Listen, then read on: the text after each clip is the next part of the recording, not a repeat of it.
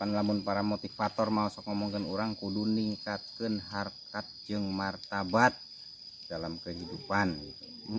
Bagi abi kadang-kadang osok bingung. Karena orang dihadapkan pada banyak pilihan. Bade martabat telur, martabat manis.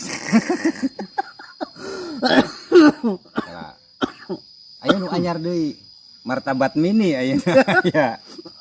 Atuh eta mah martabak, atuh lain aduh aya mah ngabedakeun atuh martabat jeung martabak aya mah.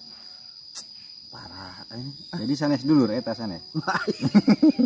Jauh. Bukan teh dulur keneh antara martabat jeung martabar. Sakeluarga gitu nya. Ya, kan beda sahuruf unggul. Lain ngomong-ngomong berang-berang kieu sigana enjoy ya lamun aya carita ya. Aya carita teh. Naon sinya eueuh. Atuh ulah pe araleun caritana. Aya carita teh